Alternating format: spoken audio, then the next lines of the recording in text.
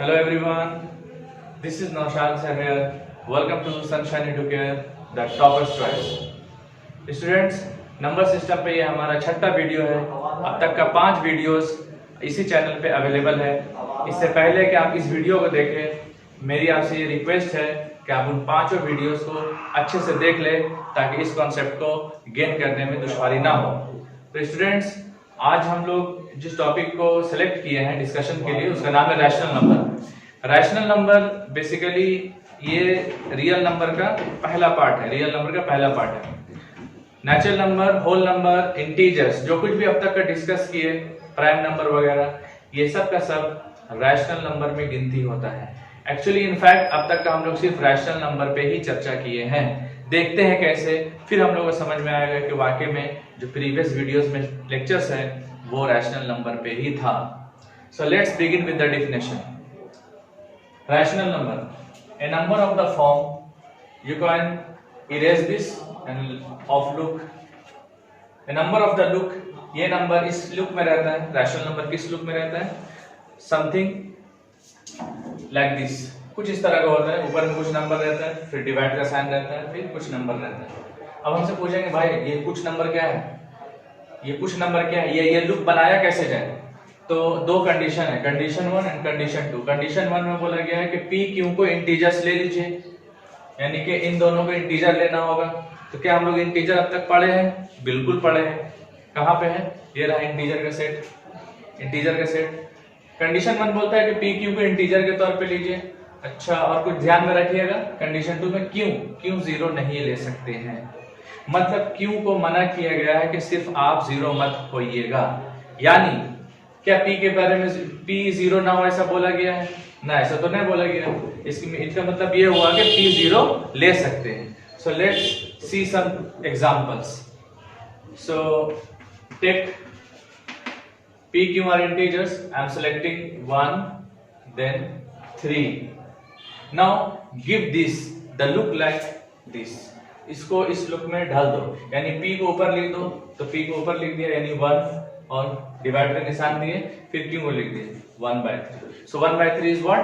Is a rational number. 1/3 is a rational number. So let's see the second example. I am selecting p and q. They are integers. So taking this as -3 and then 2. So the form will look like -3/2. So this is a rational number. Now what wrong will we do if we select q is equal to 0? Suppose p is 2, q is 0. याद रहे कि जब भी p q का selection करेंगे वो integers के set से करेंगे, वो इंटीजर्स के सेट से करेंगे। ठीक है? अच्छा, तो यहाँ लूप बनाएंगे 2/0। ओके, सो क्या ये रैशनल नंबर होगा? Sir it is the violation of the definition, ये डेफिनेशन के खिलाफ है, इसलिए हम लोग इसको रैशनल नंबर नहीं बोल सकते हैं, यानी कि क्यों की जगह पर 0 नहीं ले सकते। अब इसी टॉपिक पर और हम लोग चर्चा करेंगे और आप लोग कम से कम 2, 4, 5 एग्जाम्पल खुद से लिखें। याद रखें कि आप p की जगह पर 0 ले सकते हैं। तो p is equal to, suppose हम लोग 0 ले लिए और q इज इक्वल टू एक सुंदर सा नंबर ले लिए। इतना चीज available, taking it as 1, so we will get 0/1 which is a rational number. So I hope कि आपको ये टॉपिक, ये डेफिनेशन समझ में आया होगा। इसके बारे में और भी चर्चा करेंगे नेक्स्ट क्लिप में, so please note it down. तो स्टूडेंट्स, परंपरा को जारी रखते हुए हम लोग जैसे नेचुरल नंबर पढ़े थे उसका सेट पढ़े थे, सबका रिस्पेक्टिव सेट भी पढ़े थे। इसी तरह रैशनल नंबर पढ़ेंगे, उसका सेट ऑफ रैशनल नंबर पढ़ेंगे। और यहाँ पे कुछ नया दिख रहा होगा, ये सब क्या है, बकवास लिखा हुआ है सब। सर एग्जांपल दिए थे, जैसे सेट ऑफ नेचुरल नंबर में देखो, this is the set of natural number, then again set of whole number. Sir ये सब क्या था? तो बाबू ये सब एग्जांपल था। सर इसका एग्जांपल है, इसका भी एग्जांपल अभी 4-5 आप बनाए थे, वो ब्रैकेट में लिख सकते थे। तो टेम्पोररी रीजन हम आपको कुछ दे रहे हैं, टेम्पोररी रीजन। एक्चुअली क्लास 11 में एक चैप्टर जिसका नाम है सेट थ्योरी। तो सेट थ्योरी में बोला गया है कि आप किसी भी सेट को दो तरीके से रिप्रेजेंट कर सकते हैं, दो मेथड से रिप्रेजेंट कर सकते हैं। The first one is the roster form और the roster method and the second one is set builder method. इस सेट बिल्डर मेथड का दूसरा नाम प्रॉपर्टी मेथड भी है। तो कुछ सेट को रोस्टर फॉर्म में दिखाया जाता है, कुछ सेट को सेट बिल्डर फॉर्म में दिखाया जाता है। नेचुरल नंबर को रोस्टर फॉर्म में दिखाया जाता है, होल नंबर के सेट को रोस्टर फॉर्म में। रोस्टर फॉर्म कैसे पहचानेंगे सर कि रोस्टर फॉर्म में या सेट बिल्डर फॉर्म में? तो रोस्टर फॉर्म में इससे पहचानेंगे कि वो सारे एलिमेंट कॉमा से सेपरेट होंगे, कॉमा से सेपरेट होंगे कुछ इस तरह से, ठीक है। ये भी रोस्टर फॉर्म में है, ये भी रोस्टर फॉर्म में। रोस्टर फॉर्म स्पेलिंग ये रहा, ROSTER, roster method. But the set of rational number is not represented in the form of roster method. Sir, why it is so? देखो, they are equispaced. They are equispaced. There is gapping of 1. इसमें 1 का gapping, इसमें 1 का gapping, इसमें 1 का gapping, यहाँ 1 का gapping, यहाँ से यहाँ 1 का गैपिंग। इंटीजर्स में आ जाओ 1 का गैपिंग है, 1 का गैपिंग, हर जगह 1 का गैपिंग है। इसीलिए नंबर सिस्टम में जब हम लोग यहाँ नंबर लाइन पे जब हम लोग यहाँ 0 दिखाते हैं तो नेक्स्ट में जहां पे भी 1 दिखाते हैं उतना ही स्पेस लेकर 2 लिखाते हैं, उतना ही स्पेस देकर 3 दिखाते हैं। क्यों? क्योंकि ये इक्वी स्पेस्ड है, सब में 1 यूनिट का अंतर है। 1 यूनिट का अंतर यहाँ भी, इस सेट में भी देख लो, इस सेट में भी देख लो, ठीक है ना। तो यहाँ पर क्या होता है कि एक पर्टिकुलर गैपिंग को 1 मान लिया जाता है और उतना गैपिंग को मेंटेन करते हुए नंबर लाइन पर ये तीनों सेट को प्लेस कर सकते हैं। तो ये रैशनल नंबर को क्यों नहीं कर सकते? क्योंकि they are not equispaced, वो इक्वी स्पेस्ड नहीं है। फॉर एग्जांपल अगर हम लोग एग्जांपल लें कुछ इस तरह का, अगर हम लोग एग्जांपल लें कि 1/3 is a rational number, 2/3 is also a rational number, 1/7 is a rational number। अगर हम इसको कॉमा से प्लेस कर देंगे ब्रैकेट के अंदर, then they are not equispaced, वो equispaced नहीं है। ये one of the reasons है, हम आपको बता रहे हैं यही रीजन नहीं है, ये one of the reasons है। बहुत सारे वजूहात में से ये भी है कि वो equispaced होने के कारण उसमें कॉमा से फिलहाल लोअर क्लासेस के लिए सेपरेट कर देते हैं और अपर क्लासेस में आपको तो सेट थ्योरी में पूरा कॉन्सेप्ट आ ही जाएगा। तो रैशनल नंबर जो है उसको हम लोग प्रॉपर्टी मेथड या सेट बिल्डर मेथड से रिप्रेजेंट करते हैं। क्या होता है इसमें? केवल प्रॉपर्टी लिख दिया जाता है, क्या क्या बातें होनी चाहिए, कैसा कैसा बात होना चाहिए। जैसे ये देखो डिफिनेशन डाल दिया, सर व्हाट इज एक्स, इसको ऐसे ट्रांसलेट करें, a number of the form p/q of the look, या ऑफ द फॉर्म p/q, देखो a number of the look या of the form, a number, x is a number of the form p/q and this whole is written here, सारा का सारा यहाँ लिखा हो। It means जहां पर इक्वी स्पेस्ड एलिमेंट्स ना हो, हम बार बार बोल रहे हैं कि लोअर क्लास के बच्चों को कॉन्सेप्ट के लिए ये बताया जाता है कि इक्वी स्पेस्ड ना हो तो फिलहाल आप कॉमा से सेपरेट ना करें, आप डिफिनेशन लिख दें, और जहां भी इक्वी स्पेस्ड हो वहां पर आप कॉमा से सेपरेट करें। सो आपको समझ में आया होगा रैशनल नंबर को, इस मेथड को क्या बोलते हैं बच्चों? जहां पर एक्सप्लेन करके लिखा जाता है, that is called the set builder method. और जिस सेट को कॉमा से सेपरेट करके दिखाते हैं, जिस सेट के एलिमेंट्स को कॉमा से सेपरेट करके दिखाते हैं, उसे हम लोग कहते हैं कि वो रोस्टर मेथड में है। नाउ आई होप के रैशनल नंबर के सेट को सेट बिल्डर फॉर्म मेथड में क्यों दिखलाते हैं? Because they are not equally spaced. And क्यों उस लोगों को यानी कि नेचुरल नंबर वगैरह को क्यों दिखलाते हैं? क्योंकि because they are equally spaced और equispaced. So I hope कि आपको ये रैशनल नंबर का सेट लिखने को आया होगा, और आगे इस और चीज पे हम लोग चर्चा करेंगे। So note it down.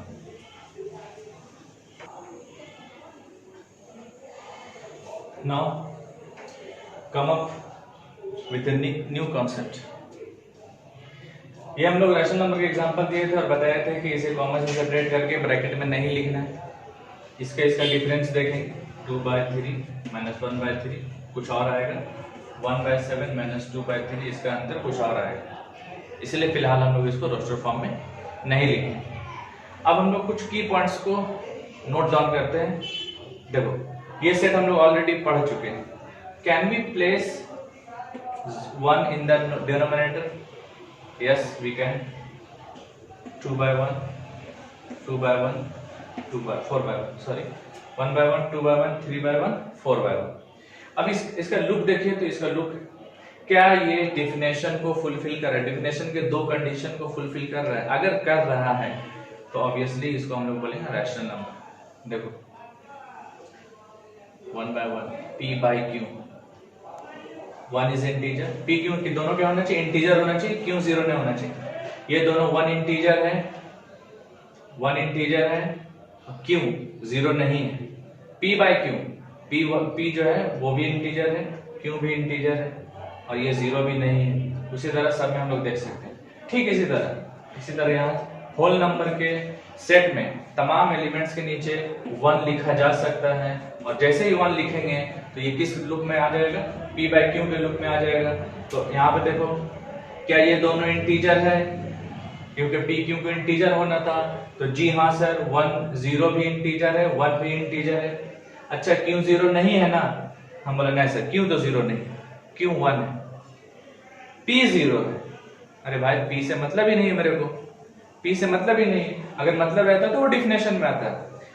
जितना कंडीशन, डिफिनेशन का माने होता है फुल कॉन्सेप्ट, कोई भी बात उसमें मिस नहीं होता डिफिनेशन में।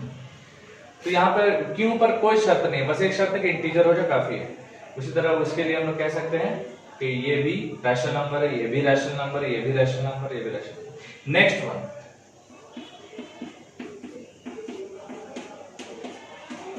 सबके नीचे 1 लिखा जा सकता है और ये सब का सब क्या है?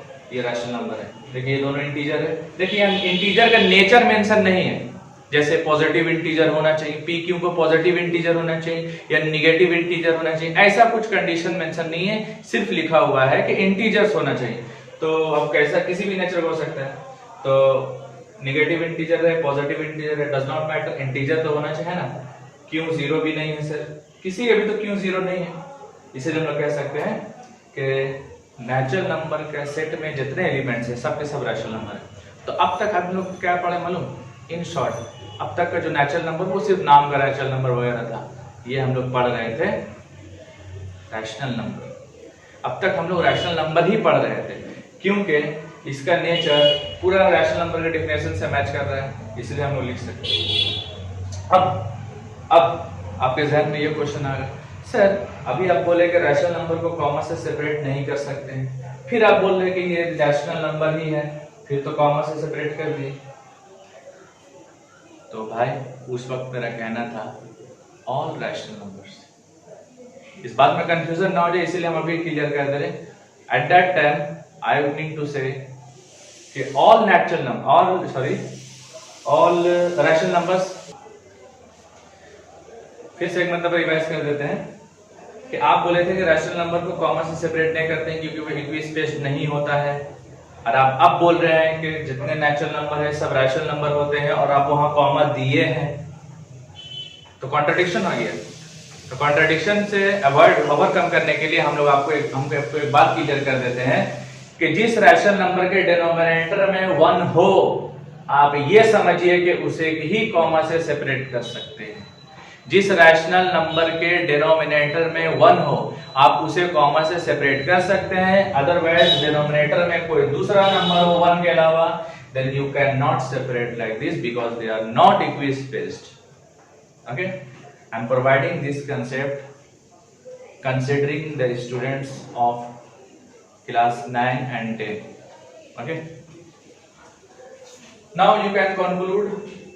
This is the clipboard. Now you can conclude. अब खुद से लिख लें या लिख लें, all natural numbers are rational numbers, all whole numbers are rational numbers, all integers are rational numbers। यानी इन शॉर्ट अब तक हम लोगों ने सिर्फ रैशनल नंबर ही पढ़ा है। वो जो था वो रैशनल नंबर का पार्ट था, ये सब जो हम लोग पढ़े थे। खैर इसके पढ़ने से फायदा क्या हुआ? बहुत फायदा हुआ। निगेटिव नंबर का कॉन्सेप्ट समझ में आया, बिल्कुल समझ में आया। सर निगेटिव नंबर कब बोलेंगे? फिर हम लोग क्या समझ में आया? तब तक हम लोगों ने जो भी सेट पढ़ा वो सेट ऑफ रैशनल नंबर पढ़ा, उसके एग्जाम्पल पढ़ लिए। अब हम लोग और जब हम लोग नेचुरल नंबर को अलग तरीके से पढ़े थे तो कंपोजिट नंबर का कॉन्सेप्ट आया था, प्राइम नंबर का कॉन्सेप्ट हम लोग गेन किए, इवन नंबर ऑड नंबर का कॉन्सेप्ट गेन किए। इसी तरह सेपरेट सेपरेट पढ़ने से फायदा ये होगा कि हम लोग कुछ नेगेटिव नंबर कॉन्सेप्ट वगैरह हम लोग को सीखने को मिला। तो आप इस नोट्स को जरूर से नोट डाउन कर ले कि all natural numbers are whole numbers, और सेम चीज होल नंबर के लिए, sorry, all natural numbers are rational numbers, और होल नंबर्स भी रैशनल नंबर और इंटीजर्स भी रैशनल नंबर। अब हम लोग देखते हैं कि इस बंदे को जीरो क्यों नहीं दिया गया। अगर जीरो होता तो क्या प्रॉब्लम आता, तो उससे इस बात पे डिस्कशन करने से पहले आप नोट डाउन कर लें। तो हम लोग किस क्वेश्चन का आंसर देने वाले हैं कि क्यों जीरो नहीं होना चाहिए, why not Q equal to zero, क्यों बराबर जीरो क्यों नहीं होना चाहिए। तो कुछ कई जगह आप लोग सुन रहे होंगे क्योंकि ये अनडिफाइंड हो जाएगा। सर अनडिफाइंड का मतलब क्या होता है? What do you mean by undefined? मतलब अनडिफाइंड बहुत बड़ा नंबर, ऐसा कुछ बात नहीं है। बात समझिए कि अनडिफाइंड का माने क्या होता है। देखिए अनडिफाइंड मैथमेटिक्स में दो शर्तों में बोला जाता है, दो शर्तों। नंबर 1, पहला शर्त यह है कि आपका ब्रेन उसको इंटरप्रेट नहीं कर पा रहा, ट्रांसलेट नहीं कर पा रहे हो, आप ही नहीं सारा दुनिया उसको इंटरप्रेट नहीं कर पा रहा, यानी कि ट्रांसलेट नहीं कर पा रहा। आपके कारण अगर नहीं हुआ तो हो सकता है आपने फॉल्ट हो।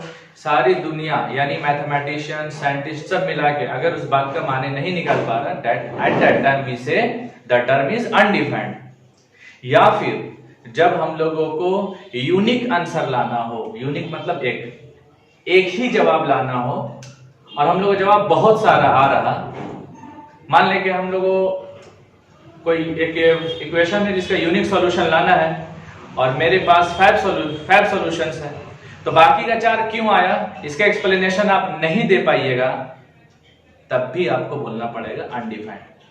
अनडिफाइंड दो शर्तों में बोला जाता है कि जब हम लोग चीजों का इंटरप्रिटेशन नहीं कर पाते हैं। जैसे what is the colour of 7 का क्या कलर है? 7 रेड से लिखे हैं तो रेड, इस इज मीनिंगलेस, सेंसलेस बात। हम लोग कहेंगे इन दिस केस, हम लोग कहेंगे कि अनडिफाइंड, मतलब ये सवाल ही बेकार है, डिफिनेशन ही नहीं है इसका, ठीक है। अनडिफाइंड कोई नंबर नहीं है, याद रखो।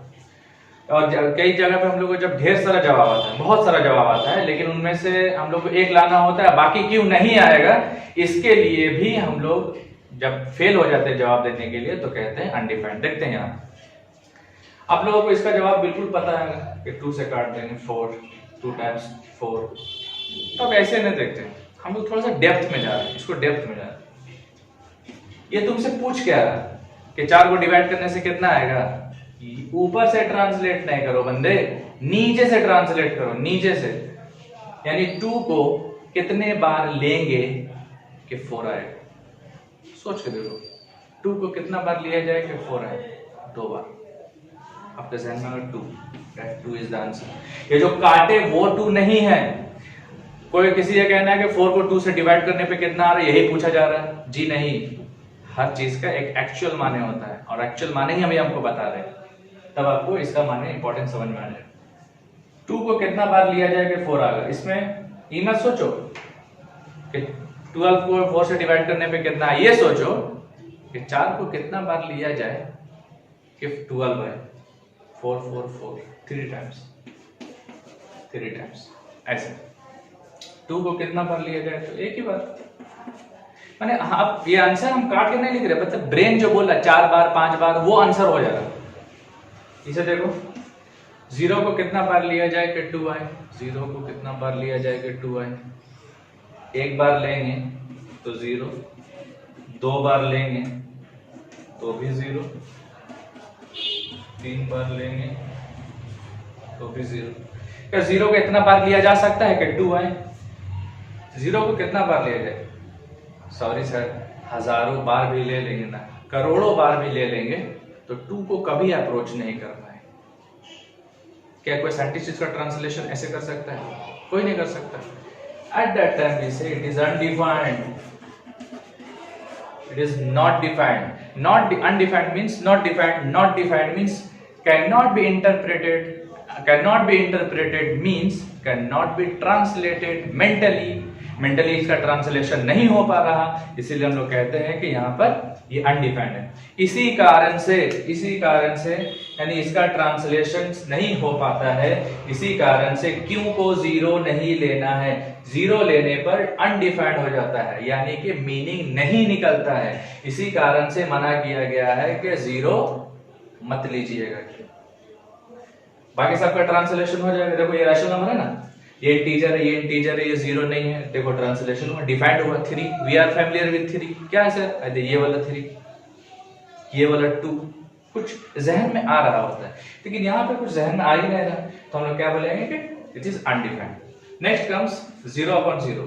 सर कैन बी ट्रांसलेट, क्या ये रैशनल नंबर है? तो बोलेगा नहीं, दोनों जगह पे जीरो है, नहीं हो सकता। फिर आप डिफिनेशन का वायलेशन कर रहे हैं।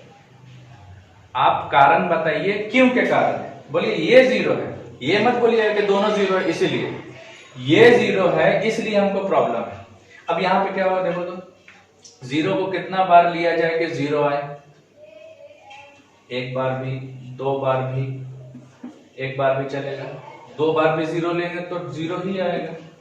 अच्छा 3 बार जीरो लेंगे तो भी जीरो ही आएगा। मतलब इस जीरो से इस जीरो में कितना बार लिया जाए कि ऊपर वाला जीरो आए। अच्छा एक बार भी चलेगा, दो बार भी चलेगा, 3 सर 4 बार जीरो लेंगे तो फिर आएगा। यहां पर 1 करोड़, फिर भी हम लिमिट लगा दिए। 1 करोड़ नहीं, अनंत सॉल्यूशन है, बहुत ज्यादा सॉल्यूशन है इस एक्सप्रेशन का, इस टर्म का। 0/0 का कई सारा जवाब हो सकता है। लेकिन अगर आपसे पूछा जाए कि कौन वाला होगा, गलती से आप अगर बोल दीजिएगा कि सर 2 होगा, तो आप 2 बोलने से प्रॉब्लम नहीं है, बाकी क्यों नहीं होगा इसका जवाब मेरे पास नहीं होता है, इसलिए हम यहां पे फिर लिखेंगे undefined. Undefined is not a number. जब जिस जगह पे भी सेंस फेलियर हो जाता है, एट दैट टाइम वी से इट इज अनडिफाइंड। उस वक्त हम लोग बोलते, यानी कि हम लोग का जब जवाब नहीं आए, यहाँ आ ही नहीं रहता, जितनों बार ले ले 2 को कभी अप्रोच नहीं करेंगे तब भी अनडिफाइंड। और कई सारा जवाब आए और यूनिक सेलेक्ट करना, बार बार बोल रहे हैं, बोले सर जवाब आ रहा है तो डिफाइंड ना हुआ। हम डिफाइंड अनडिफाइंड किस सेंस में? Not to get unique solution. Unique solution नहीं मिल रहा है, इसी कारण से हम लोग क्या बोलेंगे कि ये अनडिफाइंड है। अदरवाइज आपको मेनी सॉल्यूशन चाहिए तो ऑब्वियसली ले लेंगे, ये सारा का सारा आंसर में गिनती होगा। तो आई होप कि आपको ये समझ में आया होगा कि क्यों को जीरो क्यों नहीं लेना है, क्योंकि ये सिचुएशन मेरे पास आता है और ये सिचुएशन मेरे पास आता है। यहाँ पे देखिए, यहाँ आंसर आया यूनिक, यानी एक पीस आंसर आया। यहाँ देखिए एक पीस आंसर आया, यहाँ सिर्फ एक पीस आंसर आया और यहाँ पे करोड़ों आंसर आया। तो अगर यूनिक आंसर चाहिए तो सॉरी इट इज अनडिफाइंड। और अगर जवाब ही नहीं आ रहा eight that time, sorry 2। So please note it down. Now the topic is equivalent rational numbers. Can we say this is a rational number? आपके बोलने से नहीं होगा, आप डिफिनेशन से मैच कर रहे हैं। P1 है जो कि इंटीजर है, Q2 है जो कि इंटीजर है, Q0 नहीं है, okay no problem. Then comes what do we mean by equivalent rational numbers. Equivalent rational numbers क्या होता है उसको देखते हैं। आप एक नेचुरल नंबर सेलेक्ट करें, हमने सेलेक्ट किया 3, एक नेचुरल नंबर, और ऊपर नीचे दोनों से मल्टीप्लाई करें, लेकिन ना 3 और यहाँ 3 से मल्टीप्लाई कर देंगे 6। फिर एक रैशनल नंबर लें 2 को यहाँ मल्टीप्लाई करें, फिर 2 को यहाँ मल्टीप्लाई करें 4। फिर कोई रैशनल नंबर लें 5, फिर 5 से मल्टीप्लाई करें। इस तरह से मेरे पास नेचुरल नंबर का एग्जांपल्स बहुत सारा है, तो हम लोग बहुत सारे नंबर्स बना सकते हैं। तो इक्विवेलेंट रैशनल नंबर बोलते हैं किसको? जवाब इन सबों को, ये सारे के सारे हाफ यानी 1/2 के रैशनल इक्विवेलेंट रैशनल नंबर्स कहलाएंगे।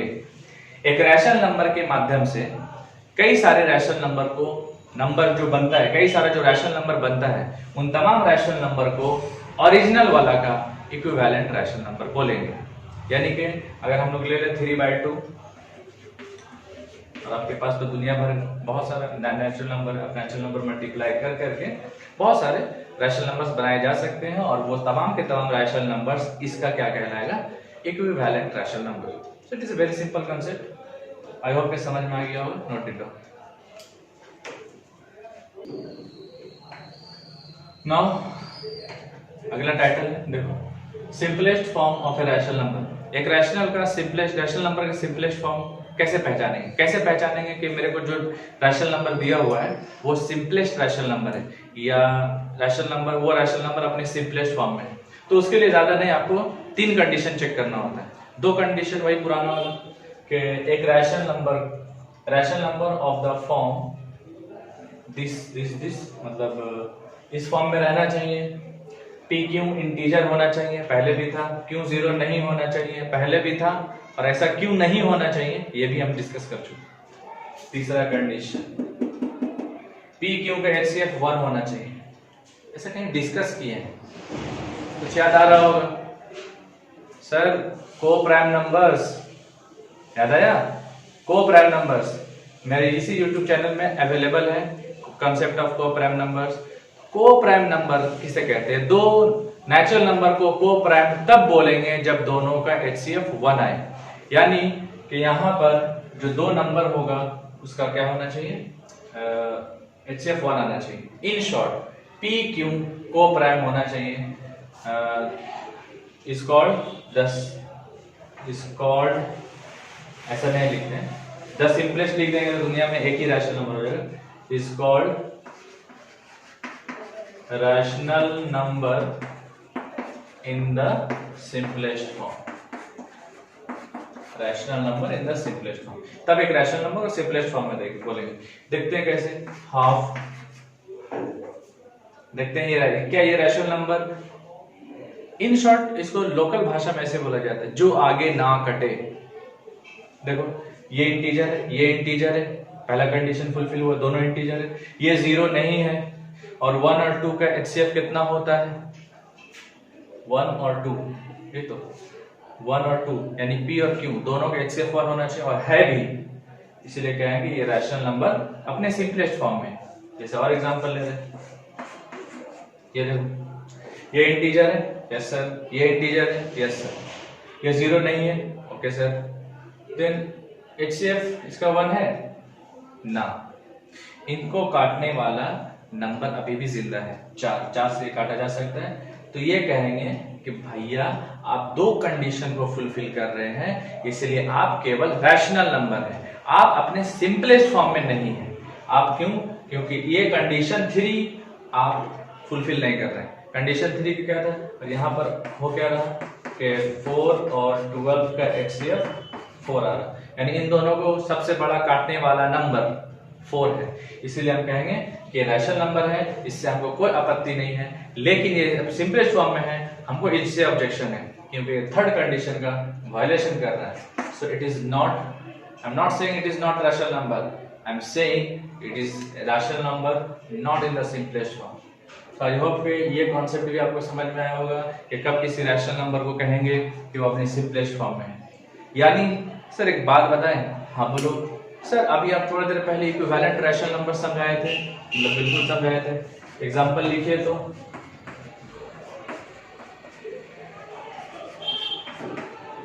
हम लोग 4 से मल्टीप्लाई कर देंगे तो 8 है, हम लोग 16 से मल्टीप्लाई कर देंगे तो 32 है।